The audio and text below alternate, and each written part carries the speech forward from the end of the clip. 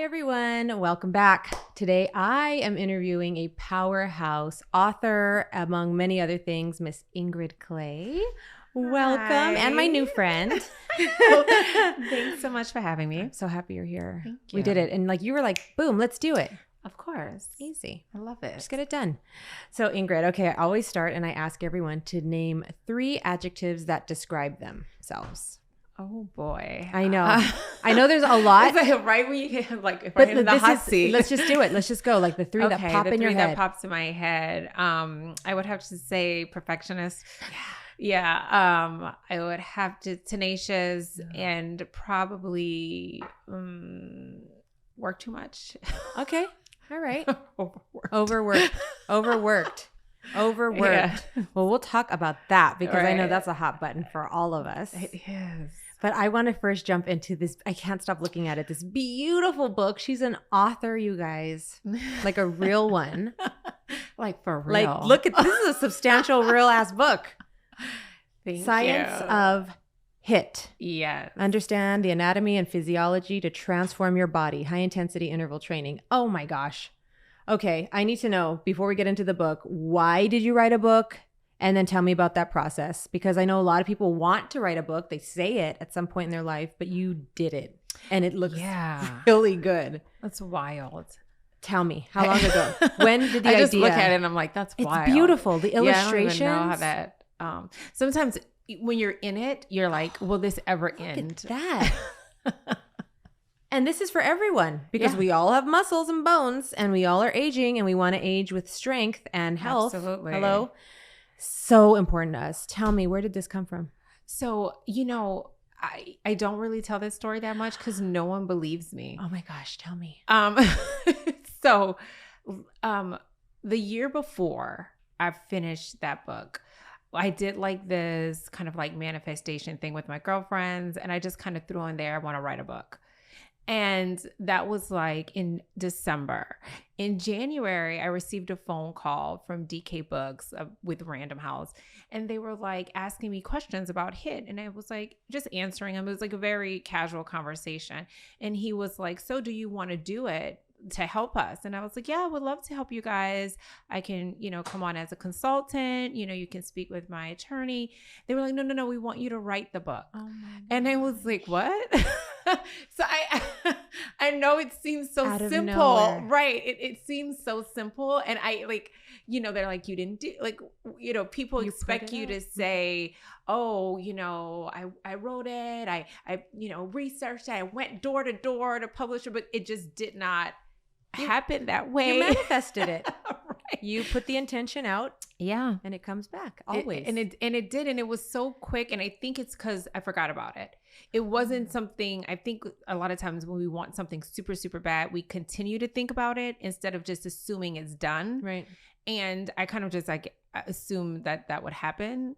And maybe there wasn't so much energy about it where I had negative thoughts that it wouldn't happen. Right. So it was kind of easy to come through. Now I did put in the work in writing it. And because of my schedule, I was only able to write between 7 p.m. and 3 a.m. Oh. And that was when I wrote the book. And it was continuous every night. I will say one thing I learned from this process is being on a schedule. And they put me on a schedule and you adhere to the schedule. And it was so much more easy to get it done. So I would say if you're like at home, as I'm working on a second book, I put myself on a schedule to have like this page done or this section done or this portion done. And you adhere to your schedule. You hold yourself accountable. And I think when you do it that way, it's much more productive. Yeah. You don't second guess yourself. I didn't have time to second guess myself. Does these words sound right? Am I making sense? You just got to get no it done. one's going to read this. Oh my, I just had to get it done. And I think that's the important part. Also, my wheelhouse, my background is science. I come from, physics and engineering. Oh my so gosh, bringing the science aspect into fitness has always been my thing when it comes to training. So it was kind of easy for me to kind of like flow into that space. Okay.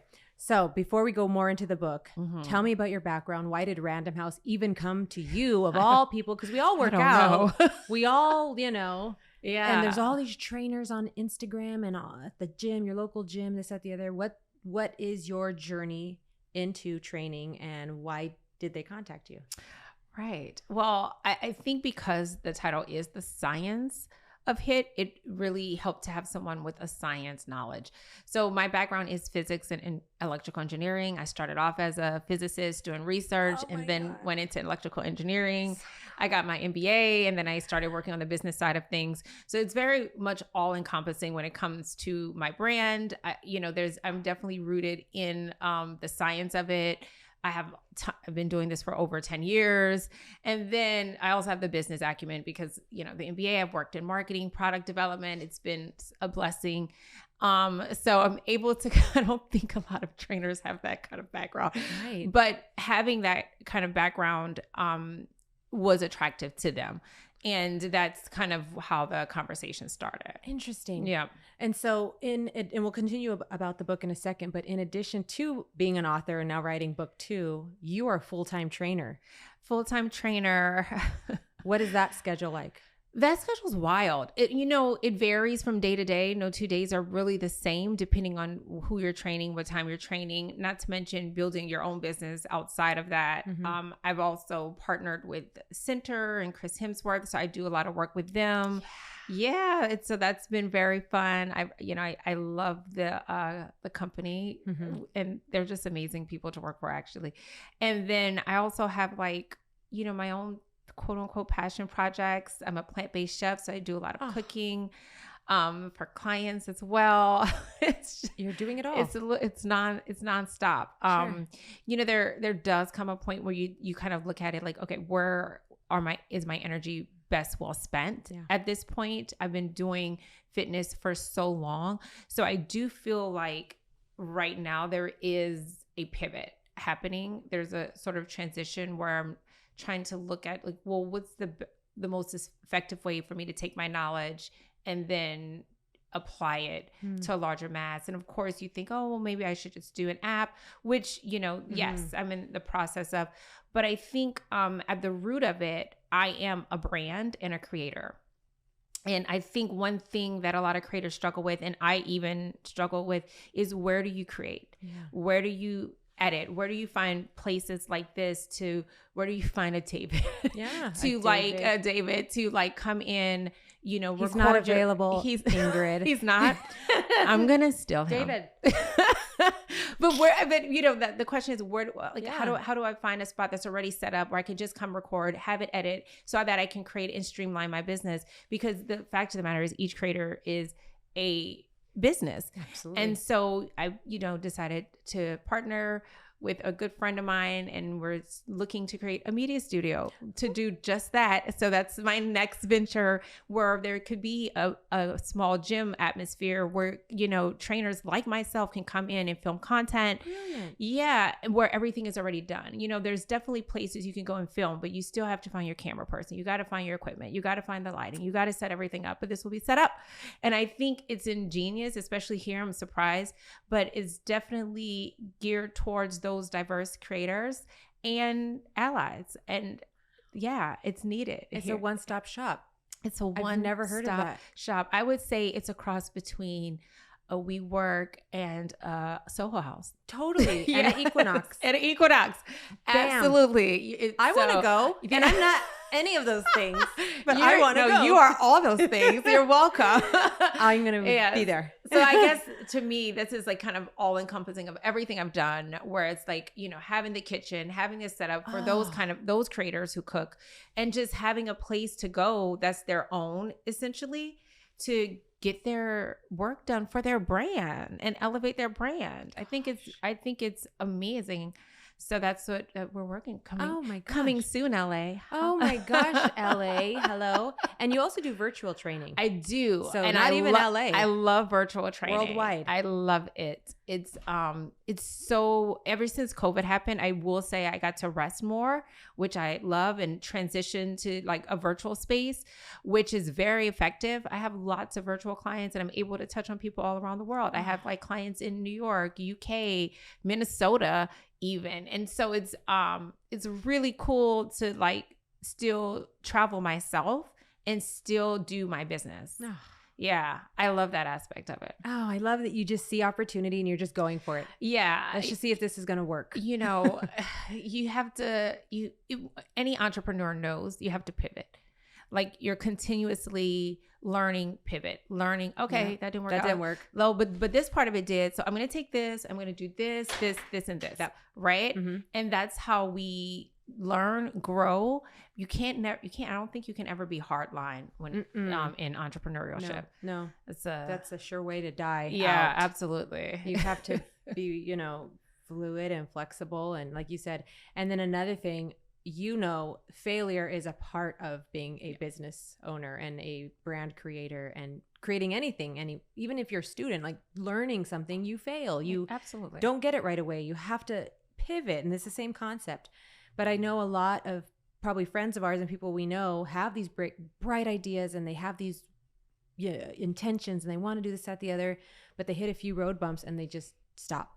Right. Or they live in those failures as a negative thing versus a learning moment. Right. It's always a learning moment, and it's like, okay, that hurt. But what didn't go right? Yeah. And how can I change it? And who do I need to talk to to figure it out? And I think that's the important part. We always try to sit in ourself and figure it out. But my thing is, who do I need to reach out to figure it out? Like, who's doing this? Mm-hmm. And who's really good at it? Mm-hmm. Can I reach out to them? And so a lot of times I do have a lot of people reach out to me on Instagram, like, aspiring fitness coaches. And they're like, how do I approach these brands? What are you using? And I'll send my deck. And why do you do that? Because I don't believe in competition. Yes. Because we're all colleagues. We're all right. And I believe that there's someone for everyone. Clients that are attracted to me are not going to, may not be attracted to someone else. Clients that are attracted to someone else will not jive with me. And that's okay, because there's enough for everyone. And I always feel like we all do it different. Our essence is different. So even if I give you my deck or my programming or my workout, you're going to deliver it differently. It doesn't matter. So I'm not giving something away per se. That's me. Because me is an essence and it will never go away. So I don't have a problem helping in that capacity. And I think that philosophy is a secret power that most people think, like, you're giving your secrets away. Why would you give that's yours. That's your proprietary information. We very much align with that thinking. Mm-hmm. We give it away. We do what we do very well as lawyers. People want to learn how we're doing it. Here you go. And exactly what you said. They are going to do with it what they're going to do with it in their own capacities. Which is beautiful. Wonderful. It's going to morph into something else. And if we can help, and I think you think the same way, if anyhow what we've experienced can help you get even higher or learn more, go for it. Yeah. There is plenty for everyone. Absolutely. No competition. And this space for women itself is difficult. So I always look to try to help and elevate women in this space, especially women of color. It's just not it's a male dominated industry, but every industry I've ever been in has been male dominated. Right. So I'm okay with this. Right. Right. And again, it's like, it is what it is. Yeah. We're not changing it overnight, but we're certainly day by day making waves. Right. And you demand your space. You write books. Absolutely. You create a studio with a kitchen and a gym, and what? It's still so neat. Yeah. So that's my next venture. I'd say little, but I definitely see big things, but that's my next thing. So you have a lot going on. I do. And it's all, there's not one stops, then you work on the other, then you work on the other. I know it's all simultaneous, and there are balls in the air and you are juggling. And I know you say you're overworked. That's one thing you said. And I'm sure you really are. But to get to where you are, to get a product like this, to get the following and the popularity that you have, you also have to do self-care. You have to do something to sustain that. And I know you're aware, because this is all about self-care. This is about health. And so I wonder, what is it for you? Yes, you take on way more than most people do, but what sustains you? I would have to say the first thing is travel, because for me, if I'm here, I feel like I should be working. Mm. And it's very interesting because like it's hard for me to break here. It's because I feel like I should be working, or if somebody calls me, I'm going to do it. So for me, it's travel, because then I get away, and there's really kind of like a release, a sigh. I always call it a sigh. So here I take mini sighs. Good. So I'll do like a spa, or I'll just sit and do nothing for an hour. That's the best. And I'll have tea, and I'll sit. Don't answer the phone. Yeah, and I'll do nothing. And you know, that's kind of like a sigh for me. It took me a while though to get to that point where I didn't feel guilty about doing anything. So it did take me a while for that one, but now I'll take my moments. It's usually on a Sunday, and I'll do nothing, and I'm okay with that. And that's where the ideas flow. That's like where the blockages, I think, They do break through. They honestly, they really do. Even those moments when I wake up early and I go on the treadmill, there's so many things come to me like, oh, I got it. And then I'll text my partner and he's like, oh my God, yes. And I'm like, that's what we need to do. That's how, so things come a lot that way. They came a lot that way with the book, because like, I'll take the moment to work out my workout time, and I always schedule it. Even within my day, I schedule my workout time. That hour is mine. And that's my only time usually, especially in a day, that's for me, because in the service industry, as you know, every moment is for someone else, whether that's a different client, whether that's Culture Compound or the nonprofit that I'm working on, it's always for somebody else. So that hour, that's my mini sigh, is mine. And I'm going to do with it as I please. I'm going to put my headphones on and I'm going to go away. And, honestly, I tell people all the time, they're like, well, sometimes I don't know what to do. Sometimes that hour, maybe you just go to the gym and you do nothing. Oh. Maybe you just stretch. If that's what you wanted, like if you just want to have the hour because that's the only excuse you can get away, then maybe that you do nothing. Right. And that's okay. Which she is not saying go to the gym consistently and do nothing. That's not what she's saying. Nice try. Yeah, but that was cute. Because I heard them saying, she said I could sit and do nothing. No. I heard it too. That's why I said that's not what I'm saying. I'm saying there are some days where you can't get away to do that nothing moment. And then maybe that's the gym and you stretch. Or maybe that's the gym and you just kind of like, I'm just going to walk on the treadmill today. Or I'm just going to stretch today. Or I'm just going to look at, the other people working out. Yeah. But this is not, I'm not saying this is a constant thing. No, it's not. By no means, but I'm just trying to give you an example of how to find your moments in a busy day. Right.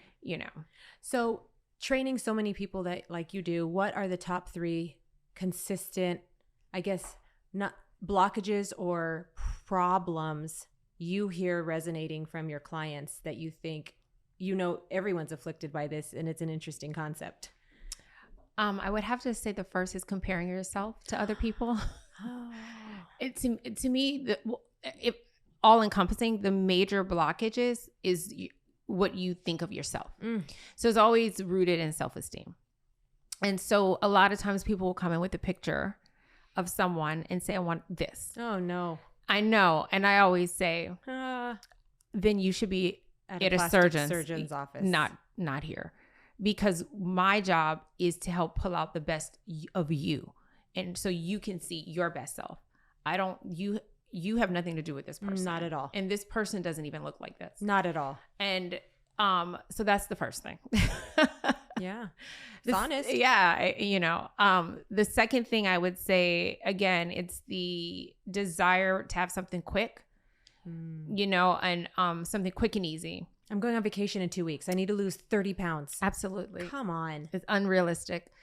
And so, they come in with all these fad diet ideas. Like, well, what about this? What about this? What about this? And of course, the new thing is, what about Ozempic? Oh, good. I'm definitely a proponent of this is a lifestyle change. This is a holistic health change. So I'm not going to buy into a 2-week or a 3-week anything, because that's not healthy for one. And the weight you're losing is not fat. 9 times out of 10, it's definitely not fat, especially if it's in a 2-week time period. It's usually muscle or water weight, which comes back really quickly. So I would say that's the other thing. And then, lastly, it's, time. I don't have time. I don't have time. I don't have time. And that's the thing. And, that equates to me when you say, I don't have time. You don't have time to invest in yourself. Thank you. It's that easy. But you get your nails done. I bet their nails are done. You get your nails done. You go on trips. You get your Botox. You get your coffee. You get your coffee every morning. But you don't have time to invest in your health, which is alarming when you think about how many people did die during COVID because of their health. Because of their health. So, we saw that if you invest in your health, it makes a big difference. But yet we still don't want it. It's wild. And what is that? Why is that? I mean, to me, it's a value, or maybe you don't think you're worthy enough for that. Maybe you don't value your health until it's too late. Then I get I have to work out, or I have to eat healthy. When you don't have a choice and the doctor's like, you're going to be on insulin. Right. Or you have hypertension. Right. And then I do get those cases where it's like, it's too late. Oh, yeah. So, I'm not going to say it's too late, but now you're forced to. So that's a different motivation. Where you're surviving. Absolutely. So I would say those are the top 3. And I think we're on Instagram a lot too. So I see a lot, and we're very health focused, and, we do our daily workout, our meditation, and yes, working out in and of itself is extremely important, but rest, the mindset, like you said, I do nothing. Yeah. Like I just sit, I drink my tea. I, disconnect, you travel, whatever that means for you. The mindset is, it's huge. I always say, what you tell yourself about your body will be. So if you're telling yourself, I don't look good, I'm fat, what is it? Your body will be. But if you tell yourself, and I know people can't go from 0 to 100 when it comes to self-esteem and feeling better in your skin. So I would say, what feels better? Does it feel better to say, I'll never lose weight? Or does it feel better to say, every day I'm taking steps forward for the body that I deserve? Yes. Which one of those feels better? Every day. And it's the second. It's always the second one. It's believable. So I came to work out today, and this is one step closer to what I desire. Or, I've been working out for 2 weeks straight, and I may not see a physical change, but I definitely feel a change within myself, and I'm going to honor that. So it's really tuning your thoughts into what's the positive. And I think that's the main thing. If you just take like a snapshot, not even of like an hour of your day, but like 30 minutes, how many negative thoughts ran through your mind? How many do you allow to run? Right. Because you just said you do have the power to actually turn those positive. Right. If you want to. If you want to. Or even be aware of them. I think we're not really aware of them. I'll see it. And, because you kind of sit outside yourself a little bit. And I'm like, oh my goodness, this is ridiculous. Yeah, like I am so mean to myself. This is not okay. And, just the acknowledging it puts it at bay. So I would say just start with the acknowledgement of like, and it's very simple. When people say, well, I don't think I'm a negative person. When you use terms, do you say, this better not happen? Or you hear that all the time. Like, well, I hope this doesn't happen. Those are negative thoughts. They're already in a stress, right? Instead preparing of saying for the what worst. You want to happen. And I will commit to my health. Right. I am going to do something today to commit to my health. I want a beautiful day. I want a beautiful day. Let's start with Everyone's that. going to be so nice to me today. Everywhere I go. This is what I want. I'm so pretty. Right. This is what I'm going to assume. But come on. But it's the truth. And I think it's silly, but it is that's it. That's the changing of it. And it's, I know it seems like it does seem silly to people, but it seems silly because we're so negative. And we may not be a negative person, but our thoughts are innately on the downside. Yeah. Yeah. And so I think that once you are able to address that, because you're never going to defeat that. No. This is the rest of our life. It's the rest of your life. We are going to just criticize ourselves as much as we can. Absolutely. Until we say, I'm being mean again, or look at that negative language or whatever, however you do it. Yeah, you're right though. And you just have to kind of stop it and say, you know what? I mean, I'd be happy right now, but I am doing things to change it. And there's literally there's no superpower you or I have, or anyone on the street that they have or don't have, which would prevent them from doing this. Well, you don't understand. You don't understand the background I have. You don't understand where I came from. You have it easier than me. You're connected. Yeah. You're popular. You're already in fitness. You're already in fitness. Of course you look good. Of course you look good. Yeah. You're already there. It's easy for you. Right. The maintenance is actually more work than it is to get here. Absolutely. And I think it's I always didn't look like this. Like I worked hard for this too. And it's I got into the peak of my fitness in the middle of a divorce, and I really never paid attention to my body. I was training for a show because I just said, what show? A fitness competition. So I did bodybuilding for a while. Oh my God. And during my divorce, I was training for my first show because, that was the only thing I could control. I could not control what was happening with the divorce. I couldn't control the feelings. So my thing was like, I'm just gonna go work out. And I had a trainer at the time and I was on autopilot. Yeah. But I would meditate on the treadmill. I would, it was really, I started reading more about meditation at the time, and I just focused on that. And, that's why fitness is always from the inside out, because after a while, my trainer was like, hey, let's see what you're looking at. You're about 2 weeks out. And I was like, oh, I don't think anything's changed. Like, and then, I put on my bathing suit. He was like, oh, dang, whoa, you look right. Bam. And I didn't even notice that transition, to be honest, like sincerely. Right. Because I was in sweats. I was crying most of the time. I didn't notice this transition, but I noticed the mental transition. Right. And I think that was the important thing. And I saw that connection right away. Like you let go of the self-criticism. Yes. And I just focused on fixing my mental about what was happening at that moment. Right. And I just remember thinking, this is something I want to give to other people. Yeah. So how many competitions have you been in? Probably like 10 or 12. I've done a few, not as much as most people. The world is crazy, but I've done a few because I think it's a great learning experience on discipline, and also how can you change your body. And I think I have fun with naturally manipulating my body. Ooh, yeah, which we all can do as well. Which you can totally do, but it's not overnight. It's not overnight, and I'm never gonna forget this. And a trainer once told me, you will never have abs. A trainer. Fired. No tea. But tell me after. Everything. Names. I need names. I will tell you after.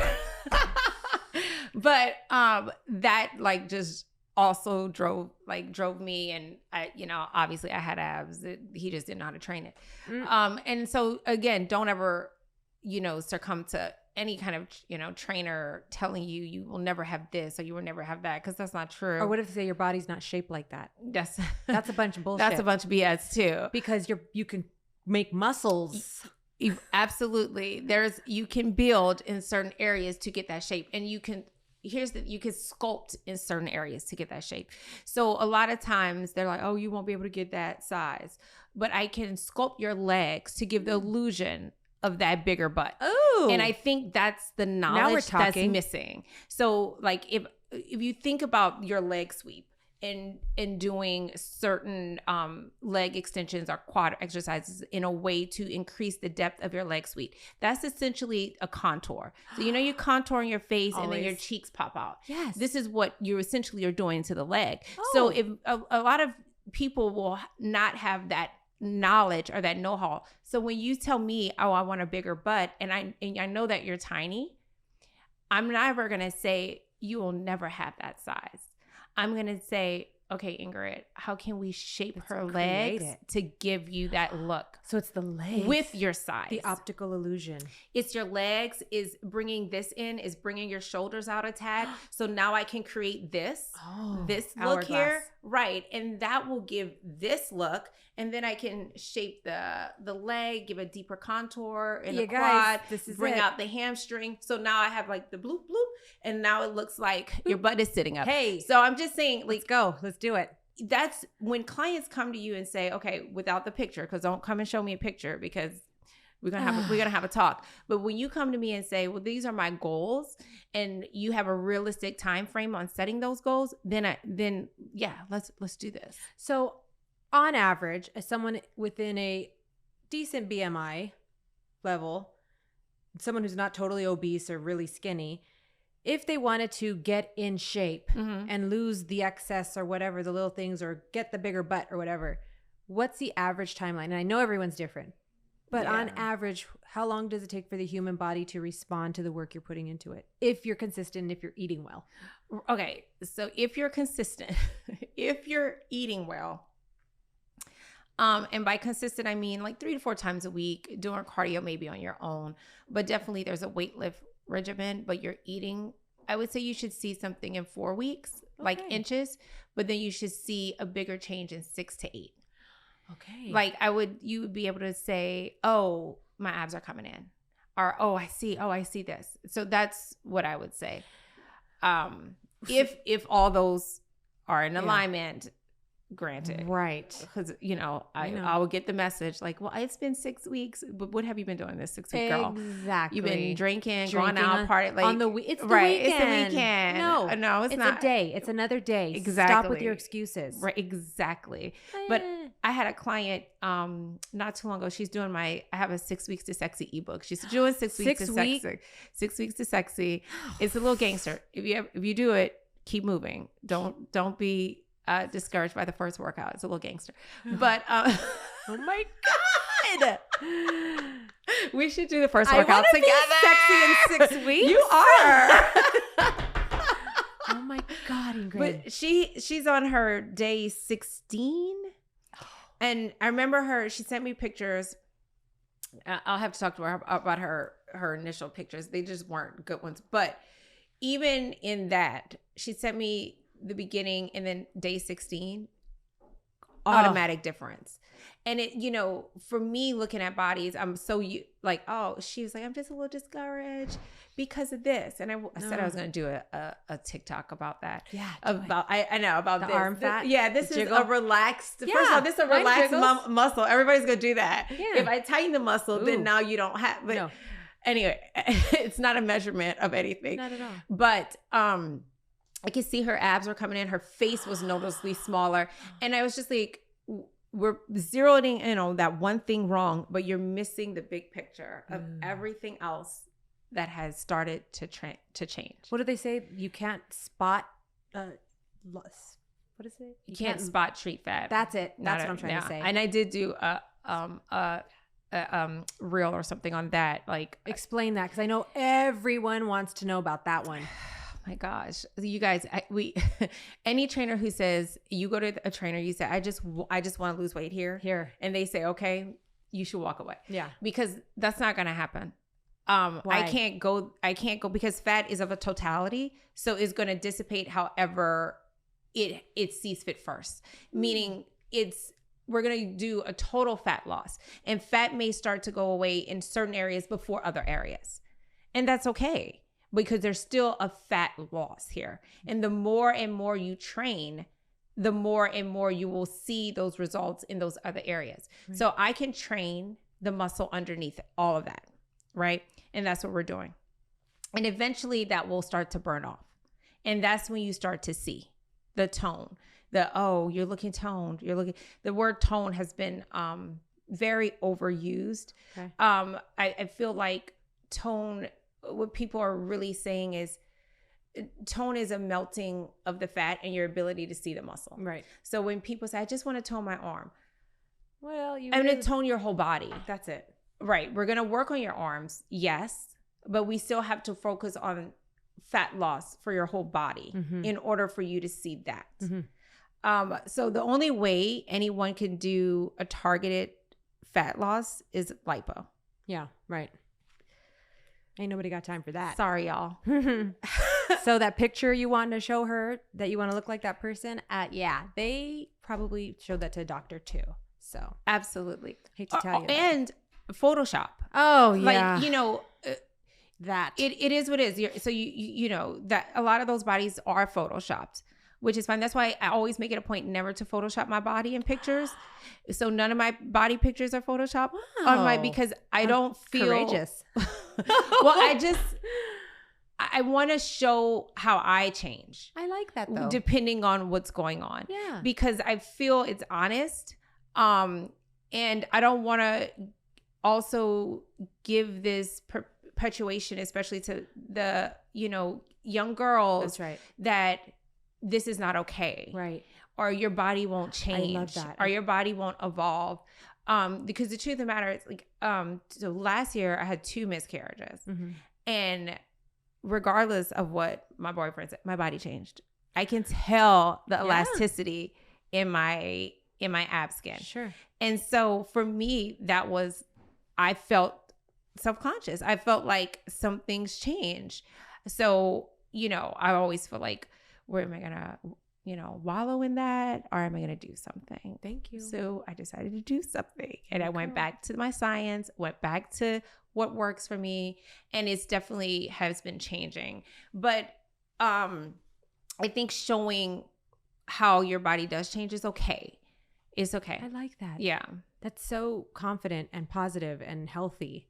I think the last part of this, and we were talking about moving and movement and working out, but talk to me about the psychology of eating and how that is basically 90% of people getting fit, people being healthy. The workout is there, but it means nothing. It means nothing. If what? If you don't eat correctly. I'm sorry. I tell people all the time, I hate cardio. I hate cardio. I don't want to do it. I prefer to eat clean and not do cardio. That's the same. So I refuse. Yeah. I refuse. I would rather eat very clean and lean and caloric deficit than do cardio. Absolutely. That's how much I don't like it. So there's that. Explain that concept for someone who has like no idea what we're talking about. What could they do in their day today to do what you just said? You want me to be super simple? Be as simple as possible. Eat less. Uh-oh. They don't want to hear that. I mean, here's the thing. I know we say, I'll eat less, but that is a simple term. Why? Why does that work? Because, you're eating, it's about input versus output. Okay. So very simply, whatever you're exerting, meaning whatever you're outputting. So whether that's working out, whether that's walking up the stairs instead of the elevator, there is an exertion on that, right? So let's say in a day, and this is not accurate, but let's just say for easy math that I exerted 10 joules, whatever, today, but I ate 12. You're eating more than you're exerting. Okay. So you're taking in more. So nothing's going to happen, but you'll get bigger. Right? Let's say I exert 10, I eat 10. Great, you're maintaining. So that's good, right? Now let's say I exert 10 and I eat 5. Ooh, now we're talking. Now I can see me in a bikini. But that's it. So now I'm exerting more than I'm taking in. Why? So I'm at a deficit. What does the body do? So the body's like, okay, great. So you're feeding me still. So I'm going to continue to burn. Okay. So you're not feeding me because there's an issue if you don't eat. No, we must eat. Right. So, but I just want to point that out because a lot of people, I'm not going to eat anything. No. So if you drop below what's needed, then your body's going to say, I'm just going to sit on this because now I don't trust you. So I always tell people, this is my thing when I explain metabolism too, is like if I have a fire and I say, Gina, I need you to keep this fire going all day to keep everybody warm. Okay. Will you give it twigs throughout the day or will you give it a nice piece of fire? You give it a nice little piece of fire throughout the day, right? It will continue burning. Okay. If you give your body a nice piece of wood, meals throughout the day. Salmon, so it can continue burning. Okay. Then your metabolism is working for you. Okay. Here's what most people do. Twigs in the morning. Oh, yeah. And then, oh my God, I'm so hungry. Whoosh. Whoosh. So now you put all the wood on top of your fire. What usually happens when you put a whole bunch of wood on top of a fire? It doesn't work. It snuffs out. Yeah, it goes out. Right. This is your visceral fat, the wood that's left over. So then the next morning you come back with more wood. Oh, no. And twigs, but your fire is not burning. Oh, shit. Or you see like little smoke. Oh, no. So therefore you kind of, you're messing with it because you're not giving it what it needs, nor are you doing anything, exercise, to exert or ignite. So this is just sitting here. Getting fat. Yeah. And not being healthy. So my whole always thing is, yes, stick with your deficit, but give a little bit throughout the day. Keep it going. You don't want to ever be too hungry, but you don't want to be full. So when I talk about mindful eating, too, it's, are you eating in front of the TV and just eating? Are you aware that you're eating and you're aware when you're full? Not full, but not hungry. That's a difference. We usually eat till we're full, right? Right. But we don't ever stop when we're not hungry. Oh. And that's the bigger difference. Because I hear clients all the time when I do their portions, they're like, well, I wasn't full, but were you hungry? No. Well, then that's the right eating. That's the right amount. Meaning you're eating the right amount now. I like this. So that's the first, when anybody asks me, well, what can I do to just start eating healthy right away? That's my main thing. Stop eating when you're no longer hungry, not when you're full. That's an easy one. And don't eat when you're not hungry. Right. Because people eat out of boredom all the time. It's just a snack. Yeah. I'm just eating.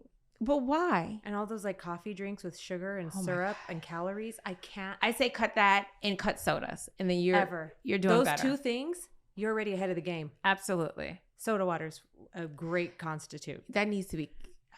I don't really know many people who drink a lot of soda water right now. I do. No, I drink sparkling water. No, but not like pops. Oh, I God, mean, like, I'm talking like when I like Coke, Sprite, Mountain Dew. That's what I'm talking about. Those things do not come. I'm not going to come after you all.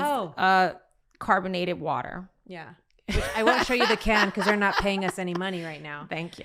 But like Coke and Sprite, that poison. Yeah, that's what that is poison. It does not come in our home. No, you don't need that. Never. Nobody needs that. You don't need it, but it tastes so good. Okay, well, there goes your fire. Right. Snuffed on out. It's snuffed out. But that would be the main things. Yeah. And it's easy, right? Again, this is not for people that have a certain body type or only have a certain, they're luckier than you. No, it's very easy. But you don't have time in your day. What about those people? They don't have time. You have time. You know, honestly, you could do a 30-minute effective workout. Not a problem. 30 minutes is effective. Most times when I see people doing an hour workout, they can benefit better from a 30-minute. Right. Because what they're doing in that hour, they could have done in 30 minutes. That's right. So I'm a firm believer, get in, get out, and go home. That's what I say. Yeah. Just get in, do your business, handle your business, and go home. And there's a lot of great 30-minute workouts. I have a lot of great ones on my Center app. And which we're going to give everyone the information right now. So I think, a focused 30-minute workout is great. If you got 15 minutes, a focused 15-minute workout is great. You can only probably pick one body part or do a nice, quick, full body to get everything moving. But I don't believe in the no time thing because when I was competing, this was years ago when I first started here, I was competing. I was going through a divorce.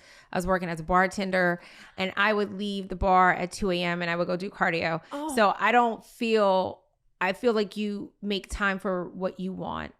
And I did. And then I would go home. I wake up at 5. I train my first clients. I go teach classes. So I think it's what you want kind of thing, but there's always time. There's always time. That's what I said. Okay. So everyone, is this on Amazon? Can they get this? It is on Amazon. Science of HIIT, HIIT. Buy it now. And then how can people find you? They can find me everywhere. Yeah, good. They can find me on Instagram. I'm at Ingrid S. Clay. My website is ingridsclay.com. And then, feel free to, DM me. I respond. It may take me a minute, but I do respond, especially if you have like, pointed questions about form or technique, I love answering those. I do, because I feel that those are people who are actually doing something to benefit themselves. So I always want to encourage that. I love that. Yeah. Oh, you're so generous, because it means a lot. You know, these are people that are committed and they do want just that little tip. And absolutely. And are you accepting new clients? I have room for 3 new clients. Hurry up. Yeah. There we go. Come on. Unless you're virtual, then I have more room for virtual, but in person, just 3. Okay. Perfect. Yeah. Well, Ingrid, thank you. I'm going to have you back because I feel like there's so much we so could much talk about. Health and wellness. Yes. So Ingrid Clay, amazing. Look her up, follow her, and do take these tips to heart. Everyone can do this to be healthier, more well. It's only going to help you live longer. So there's that. Anyways, Ingrid, That's thank important. you. Thank you, my so friend. much. Thanks for being here. You.